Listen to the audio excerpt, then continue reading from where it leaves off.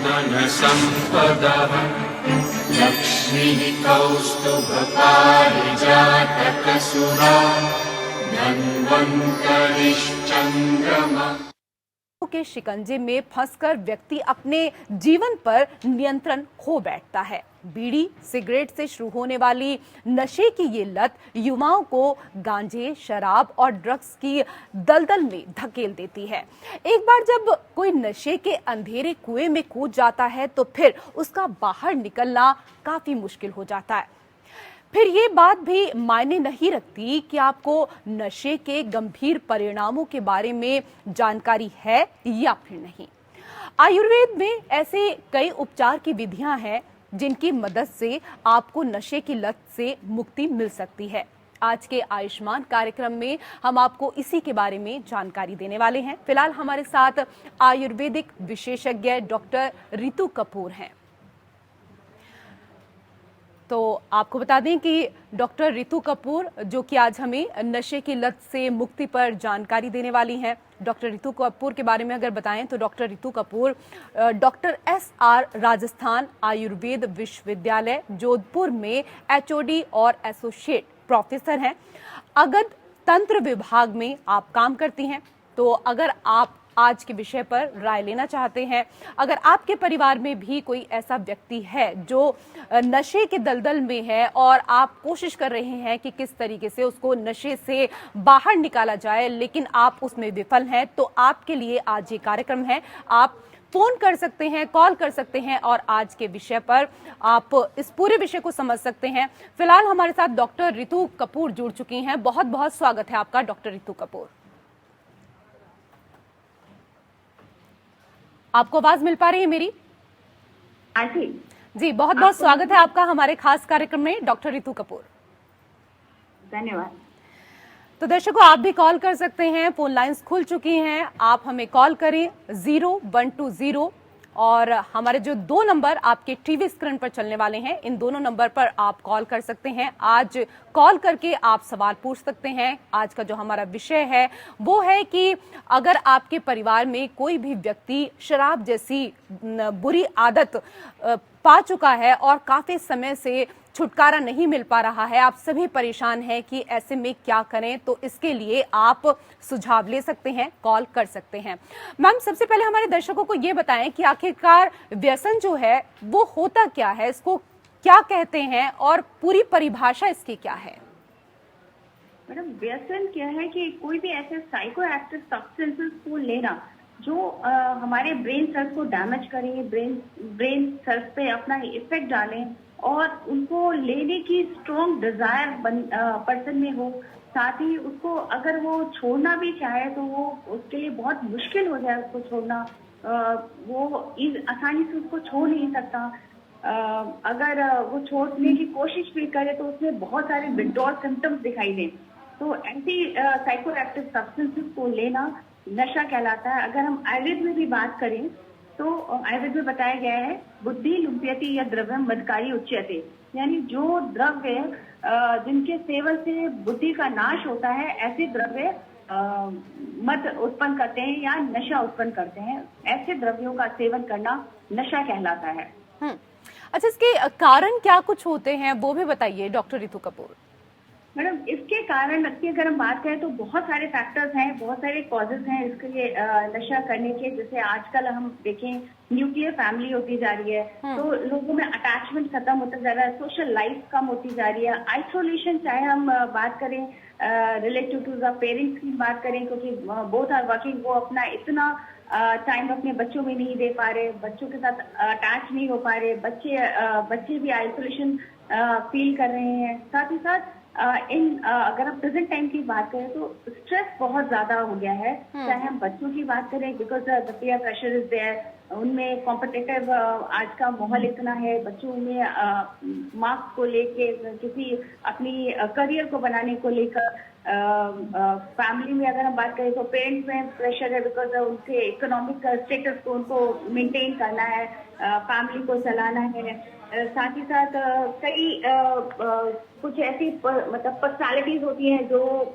नशा करना ही चाहती है, उनमें ऐसा रहता है। टीवी को देखें, टीवी में सेलिब्रिटीज हैं, सेलिब्रिटीज को देख के जो अपना यूथ है वो बहुत ज्यादा अट्रैक्ट होता है।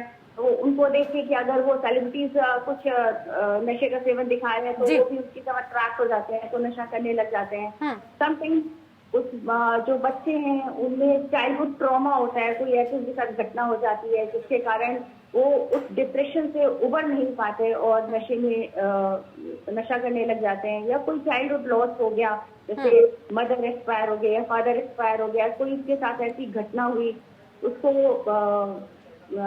उसके कारण बच्चा नशा करने लग जाता है। समटाइम्स उनके घर में अगर पेरेंट्स ही कुछ नशे में है, जैसे फादर स्मोकिंग कर रहे हैं या फादर अल्कोहल ले रहे हैं, तो बच्चे भी वही देख के वो भी करने लग जाता है। और आजकल तो एक आपको बताएं, एक ये स्टेटस सिंबल भी बना, आजकल यूथ इसको स्टेटस सिंबल मानने लग गया है कि किसी पार्टी में गए और अगर वहाँ पे उन्होंने ड्रिंक नहीं किया या स्मोकिंग नहीं की तो दे फील वेरी कि मतलब हम अपना स्टैंडर्ड नहीं मेंटेन कर पा रहे, तो उसको भी मेंटेन करने के लिए वो लोग नशा करने लग गए। बिल्कुल ये सही आपने कहा कि ड्रिंक करना भी अब एक तरीके से स्टेटस सिंबल हो गया है पार्टियों में, चाहे लड़कों की बात करें फिर या लड़कियों की बात करें, कोई किसी से कम नहीं है और इस रेस में भी दौड़ लगी हुई है। डॉक्टर रितु कपूर जी बिल्कुल, आपने एकदम सही कहा। आजकल जो बॉयज के साथ साथ आप देखिए तो गर्ल्स में भी नशे की लत जो है वो बढ़ती जा रही है, देखने को आपको मिलेगी, क्योंकि वो भी अपना, क्योंकि आजकल सभी गर्ल्स ये उसमें जा रही हैं, फर्स्ट से जा रही हैं, हायर स्टडीज कर रही हैं, तो वो भी अपने एक स्टेटस सिंबल मानने लगे हैं। और ये हम जो टीवी है, जो सोशल मीडिया है, ये जितना भी ग्लैमर वर्ल्ड है उसमें हम ये खुद देखते हैं, मूवीज में भी देखते हैं कि जो वहाँ पे एक्ट्रेस है वो ड्रिंक कर रही है, वो स्मोकिंग कर रही है, तो पार्टी से जब वो जाती है, गर्ल्स भी जाती है, तो they also follow the same pattern, वही पैटर्न को फॉलो करते हैं कि ठीक है हमारा भी स्टेटस है और हमको भी ड्रिंक करना है, हमको भी स्मोकिंग करनी है। तो आजकल जितने जो पढ़े लिखे बच्चे हैं, जो यूथ है, जितना हम लोग देखते हैं वो ज्यादा अट्रैक्ट हो रहा है इसकी तरफ। जी बिल्कुल सही कहा आपने डॉक्टर कपूर। और एक तरीके से हम देखें तो बहुत सारे लोग अपने जीवन में अकेले हैं, एकाकी की वजह से इस तरीके के ड्रिंक का वो सहारा ले रहे हैं। तो कई लोग ऐसे भी हैं जिनके ऊपर सामाजिक दबाव बहुत ज्यादा होता है, इस वजह से वो ड्रिंक का इस्तेमाल कर रहे हैं। बहुत सारे कारण आपने यहाँ पर गिनवाए, लेकिन लोगों को इसके दुष्परिणामों के बारे में शायद इतना नहीं पता है, या पता भी होता है तो वो बहुत दूर तक नहीं सोचते हैं। तो कारण तो बहुत सारे हैं, लेकिन दुष्प्रभाव क्या कुछ हो सकते हैं ये भी हमारे दर्शकों को बताएं। मैडम अगर दुष्प्रभाव की बात करें तो ये नशा, हमने आपको बताया कि ये हमारे सीधे ब्रेन से अटैक करता है, ब्रेन सेल्स को डैमेज करता है। तो न्यूरोपैथी सबसे इम्पोर्टेंट और सबसे जो साइंस सेंटर जो बहुत ही महत्वपूर्ण है हमको दिखाई पड़ता है इसमें। न्यूरोपैथी से रिलेटेड अगर हम बात करें तो डेलीरियम उसमें होगा, भ्रम की स्थिति आ जाती है, कंफ्यूज रहता है वो बंदा, उसकी जजमेंट पावर जो निर्णय लेने की क्षमता है उसमें बहुत कमी हो जाती है, उसके हाथों में कंपन होने लगता है और लेटर स्टेज में वो कोमा में भी जा सकता है। इसी प्रकार अगर हम दूसरे, क्योंकि ब्रेन के साथ है वो दूसरे सिस्टम पे भी इफेक्ट करता है, कार्डियक पे देखें तो कार्डियक मायोपैथी हो सकती है। जितना भी हम जो भी नशे की चीज ले रहे हैं वो लिवर पे बहुत ज्यादा इफेक्ट करता है, क्योंकि मेटाबॉलिज्म पूरा लिवर में ही होता है, तो फैटी लिवर हो जाता है। अगर हम उसके बाद भी उसको कंट्रोल नहीं करते तो सिरोसिस ऑफ द लिवर होने लगता है, जो बिल्कुल डैमेज होता है लिवर होता है। उसके साथ साथ हम किडनी में देखें तो किडनी पे भी इफेक्ट आ जाता है, एक्यूट किडनी डिजीज हो सकती है, किडनी के सेल्स डैमेज हो सकते हैं। तो इस प्रकार के पूरे शरीर में ये अपना प्रभाव डालता है। पूरे शरीर में प्रभाव डालता है। दुष्परिणाम क्या कुछ हो सकते हैं स्वास्थ्य पर और किस किस तरीके से असर पड़ता है, डॉक्टर रितु कपूर ये भी बताएं। स्वास्थ्य पे देखें तो वो जो भी पर्सन नशा कर रहा है उसकी भूख में बहुत कमी हो जाती है, उसकी याद रखने की क्षमता बहुत कम हो जाती है, उसके जो कार्य करने की क्षमता है वो बहुत कम हो जाती है, वो उसके खाने में अरुचि होने लगती है, वो किसी भी कार्य में उसका मन नहीं लगता, वो सोसाइटी से कटने लगता है, क्योंकि उसका अधिकतर टाइम क्या है कि नशे की चीजों में इकट्ठा करने में हो जाता है, लग जाता है। वो किसी एक्टिविटी को एंजॉय नहीं करता, किसी के साथ अपनी बातों को शेयर नहीं करता, आइसोलेशन पसंद करता है, वो जो उसके लिवर पे देखें तो इफेक्ट आता है, उसकी आंखों में देखें तो इफेक्ट आता है, उसकी वो बेचैन रहता है, घबराहट उसके अंदर बहुत होती है, वो उसको नींद की बहुत प्रॉब्लम हो जाती है, नींद ठीक से नहीं आती, जिसकी वजह से और ज्यादा प्रॉब्लम उसके शरीर में होने लगती हैं। वो चिंता से हमेशा ग्रसित रहता है, हमेशा चिंता करता रहता है। तो ये सारी चीजें जो है उस पेशेंट से हमको देखने को मिलती हैं। अक्सर हम देखते हैं कि लत अगर किसी चीज की एक बार पड़ जाए तो बड़ी मुश्किल से छूटती है। आप देख लीजिए कि जिनको चाय की आदत होती है उनकी चाय भी नहीं छूटती है। सुबह को चाय चाहिए तो चाहिए, शाम को चाहिए तो चाहिए। ठीक इसी तरीके से जो लोग नशे का सेवन करते हैं उनकी आदतें बड़ी मुश्किल से छूटती हैं, लेकिन कई बार वो कोशिश करते हैं कि हमें इसको छोड़ना है। अगर अचानक से वो इसको छोड़ने की कोशिश करते हैं तो क्या उनके शरीर पर कोई फर्क पड़ सकता है, क्या कोई दिक्कत हो सकती है, ये भी आपसे जानना चाहेंगे। मैडम, ये वास्तव में आपने बहुत अच्छा सवाल किया है, क्योंकि जो नशे में इंसान लीन रहता है, वो अगर अचानक छोड़ना चाहे तो उसमें विथड्रॉल सिम्टम्स होते हैं। क्योंकि ये मैंने आपको बताया कि जो नशे वाले द्रव्य हैं, जो साइको एक्टिव सब्सटेंसेज हैं, अगर वो बंदा लेता है तो वो अचानक छोड़ना चाहे तो उसमें सारे विथड्रॉल सिम्टम्स मिलेंगे। जैसे हम बात करें ओपियम की बात करें तो उसमें रेस्टलेसनेस होगी, एंजाइटी होगी, गूज फ्लैश स्किन देखने को मिलेगी, उससे स्वेटिंग होगी, रनिंग नोज होगी, उसमें अरुचि होगी। तो ये सारे सिम्टम्स ओपियम में देखने को मिलते हैं। घबराहट बहुत ज्यादा होगी, और उसकी सबसे इम्पोर्टेंट बात है क्रेविंग होती है। चाहे अल्कोहल हो, चाहे कोई भी साइकोएक्टिव सब्सटेंस हो, चाहे कैनाबिस हो, चाहे ओपियम हो, तो उसमें क्रेविंग बहुत ज्यादा होती है। उसके लिए वो एकदम घबराया हुआ होगा, बेचैन होगा, जो उसमें गुस्सा बहुत ज्यादा आएगा, उसको समहाउ एनीहाउ वो लेने की कोशिश करेगा। तो ये विथड्रॉल सिम्टम्स उसमें बहुत ज्यादा होंगे। सांस की तकलीफ आने लगती है कुछ लोगों में, और कुछ लोगों में ब्लड प्रेशर, पल्स रेट, ये सब भी डिस्टर्ब होने लगते हैं। ये तो आपने यहाँ लक्षणों के बारे में भी बता दिया कि किस तरह के जो लक्षण हैं छोड़ने के बाद वो नजर आते हैं, लेकिन कहते हैं ना डॉक्टर रितु कि अगर समस्या है तो उसका कोई ना कोई समाधान जरूर होता है, और आयुर्वेद तो इस चीज में माहिर है। अगर कोई व्यक्ति नशे की लत में है, छोड़ना चाहता है, तो क्या कुछ कहना चाहेंगी? आयुर्वेद क्या कुछ कहता है इसके लिए? मैडम, जो हमारा आयुर्वेद है वो इसके लिए काफी कई पेशेंट्स में हमने ये देखा तो काफी कारगर हमको इसके रिजल्ट मिले हैं, काफी कारगर सिद्ध हुआ है। जैसे आयुर्वेद का एक ट्रीटमेंट जो प्रोटोकॉल है वो होता है शोधन और शमन चिकित्सा। शोधन चिकित्सा में हम क्या करते हैं कि जो भी दोषों का कलेक्शन है उसके अंदर पेशेंट के अंदर, उसको हम निकालते हैं बाहर, जिसको हम एक तरह से कह सकते हैं डिटॉक्सिफिकेशन चिकित्सा। तो इसमें क्या होता है, क्योंकि जो साइकोएक्टिव सब्सटेंसेस हैं वो दोषों को हमारे शरीर में उनको उनकी जो नॉर्मल स्टेज है, जो बैलेंस स्टेज है, उसको डिस्टर्ब करता है। तो जब हम इसमें डिटॉक्सिफिकेशन करते हैं तो उसमें सबसे पहले हम वेरिएशन देते हैं। और ओपियम में है, जैसे ओपियम अगर बंदा सेवन कर रहा है, पेशेंट सेवन कर रहा है, तो ओपियम में तो वो छोड़ते ही उसको डायरिया होने लगता है तो वेरिएशन अपने आप हो जाता है। लेकिन अल्कोहल है या टोबैको है, उसमें हमें वेरिएशन देना पड़ता है। उसमें हम जो वेरिएशन देते हैं, जैसे आरगदारी को आता है या फिर भी उसका कल्प है, वो हम देके उसका वेरिएशन करवाते हैं, सो दैट एक शोधन चिकित्सा हो जाए। उसके बाद जब शोधन चिकित्सा के बाद हमारे पास फिर रहती है शमन चिकित्सा। शमन चिकित्सा में हम सबसे पहले उसका जो ये देखते हैं कि उसके जो इन्वेस्टिगेशंस हैं, that is very important to before to start the treatment, कि हम उसके इन्वेस्टिगेशन कराते हैं जस्ट टू रूल आउट, ये देखने के लिए कि उसके जो लिवर है वो उसकी कंडीशन क्या है, उसके किडनी की कंडीशन क्या है, और उसके ब्लड में WBC का लेवल क्या है। तो हम पहले वो रूल आउट करके हम इन्वेस्टिगेशन कराते हैं।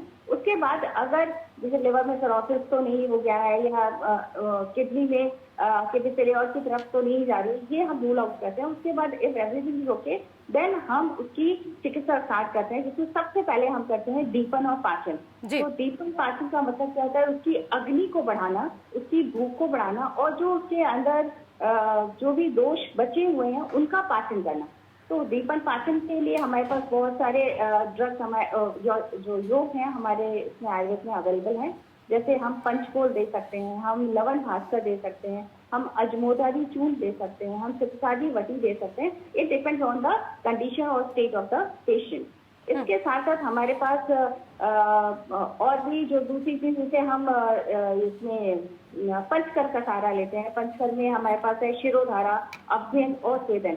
तो अभ्यंग और स्वेदन से क्या होता है, अभ्यंग मतलब होता है मालिश और स्वेदन से सिकाई। उससे क्या होता है कि जब भी पेशेंट, किसी भी नशे का पेशेंट हो, अगर वो नशा छोड़ता है तो उसके बॉडी में बहुत दर्द होता है जी। तो उससे वो बंदा बहुत बेचैन होता है, परेशान होता है। तो हम उसकी अभ्यंग और स्वेदन कराते हैं, जिससे उसको दर्द में बहुत आराम मिलता है। तीसरी चीज जो है शिरोधारा। शिरोधारा का हम यूज इसलिए करते हैं क्योंकि जितने भी साइको एक्टिव सब्सटेंसेज हैं या नशे की लत लगाने वाले सब्सटेंसेज हैं, ये ब्रेन पे इफेक्ट डालते हैं। तो हमें ब्रेन को रिलैक्स करने वाली चीजें, उसकी नींद, उसको आराम से नींद आ जाए, उसका एंजाइटिक इफेक्ट हो, उसके लिए हम शिरोधारा करवाते हैं। तो शिरोधारा हम दशमूल तेल है, दशमूल तेल से करा सकते हैं, अश्वगंधा तेल से करा सकते हैं, महानारायण तेल से करा सकते हैं, ब्राह्मी तेल से करा सकते हैं। क्योंकि ये सारे जितने भी ब्राह्मी हो, अश्वगंधा हो, ये सब रिलैक्सेंट्स होते हैं, शीतवीर्य द्रव्य होता है और ब्रेन को रिलैक्स करते हैं। तो ये हम करा सकते हैं। साथ ही पादभ्यंग यानी उसके पैर के तलवों में मालिश करना is very very important during the night, क्योंकि वो नाइट में उसको सबसे ज्यादा प्रॉब्लम होती है। तो इसमें अच्छे से अगर हम पैर की मालिश, पैर के तलवों की मालिश कर दें, शिरोभ्यंग कर दें, यानी सिर की भी मालिश कर दें, तो उसको पेशेंट को आराम से नींद आ जाती है। अगर टोबैको का सेवन कर रहा है तो उसमें हम इन प्रोसेस के साथ साथ कवल और गंडूश भी कराते हैं। कवल और गंडूश का अर्थ ये होता है कि मुंह में पानी भर के उसको थोड़ी देर रखना या मुंह में पानी भर के चलाना, और जब रखेंगे उतनी देर रखना जब तक आंखों से पानी ना आ जाए। तो इसका भी बहुत अच्छा इफेक्ट आता है। इसके साथ हम नक से भी देते हैं, यानी नाक से औषधि भी डालते हैं, जिसे अणु तेल का यूज किया जा सकता है, मालकांगली नस्य का यूज किया जा सकता है। ये प्रोसेस करते हैं। अगर पेशेंट अल्कोहल का एडिक्ट है तो हमारे पास कई तरह के आसव और अरिष्ट भी हमारे आयुर्वेद में है। जैसे हम द्राक्षास्त्र दे सकते हैं, मृतिका आसव दे सकते हैं, हमारे पास श्रीखंड आसव है, श्रीखंड आसव दे सकते हैं। खजूरादी मध is very very good for alcohol addict patients, क्योंकि उसमें बेर है, इमली है, मुनक्का है, आंवला है, जो विटामिन B12 और B1 जो डेफिशिएंसी अल्कोहल पेशेंट्स में होती है उसको भी ये पूरा करते हैं। साथ ही साथ अल्कोहल के एडिक्ट पेशेंट्स को अल्सर्स बहुत जल्दी होते हैं, बिकॉज वो अल्कोहल लेते हैं तो उनको अल्सरेशन की शिकायत होती है। तो उसकी हीलिंग के लिए हमारे पास आंवला है, जो खजूरादी मध है, उसमें विटामिन। बिल्कुल डॉक्टर कपूर, लगातार आप बहुत अहम जानकारी दे रही हैं और कहते हैं ना कि कोई भी चीज अगर लिमिट में की जाए तो वो इतनी बुरी नहीं होती है, लेकिन अति हर चीज की बुरी होती है। शराब पीने वाले जब लड़खड़ा जाते हैं ना और उनको कोई सुध नहीं रहती है, तब सबसे ज्यादा दिक्कत होती है। उनको क्या दिक्कत होती है? दिक्कत तो घर वालों को होती है। फिलहाल हमारे साथ एक दर्शक हैं आरा से, हमारे साथ रामलाल जुड़ गए हैं। रामलाल जी, बहुत बहुत स्वागत है। क्या कुछ सवाल आपका, क्या पूछना चाहते हैं? जी नमस्ते, पूछिए अपना सवाल। अरे मैडम, पेट में गैस बनती है, एसिडिटी है और खाना नहीं बनता है। आपकी आवाज नहीं आ रही है, थोड़ा तेज बोलिए। खाना नहीं बनता है, गैस बनती है, एसिडिटी है, पेट साफ नहीं होता है। आपको पेट में गैस बनती है, ये सवाल है जी। वैसे तो आज हम बात कर रहे हैं, अगर नशे के आप आदी हैं और नशा छुड़ाना चाहते हैं तो इसके लिए आयुर्वेद में क्या कुछ है, लेकिन अगर डॉक्टर कपूर इस पर आप कोई जानकारी दे सकें तो। बिल्कुल मैडम, ये नशे का जो नशे के द्रव्यों का, ऐसे पदार्थों का सेवन करता है जैसे नशा होता है, तो उसमें भी भूख की कमी हो जाती है, उसमें कॉन्स्टिपेशन भी रहता है और इसमें गैस भी बनती है। तो गैस को अगर ये गैस से हम छुटकारा पाना चाहते हैं तो हमारे पास हिलवाष्टक चूर्ण है, हमारे पास पंचतोल है, हमारे पास सिप्रादी वटी है, अजमोदारी चूर्ण है। ये गैस पे बहुत अच्छा इफेक्ट डालते हैं, जिसको हम खाने के पहले दे सकते हैं और ये साथ ही साथ कॉन्स्टिपेशन को भी रिलीव करते हैं और जो गैस्ट्राइटिस की प्रॉब्लम होती है वो सॉल्व हो जाती है। जी, आज के विषय पर इतनी अहम जानकारी देने के लिए आपका बहुत बहुत शुक्रिया डॉक्टर कपूर। और इसी के साथ हमारे खास कार्यक्रम आयुष्मान भवा में फिलहाल इतना ही। नमस्कार।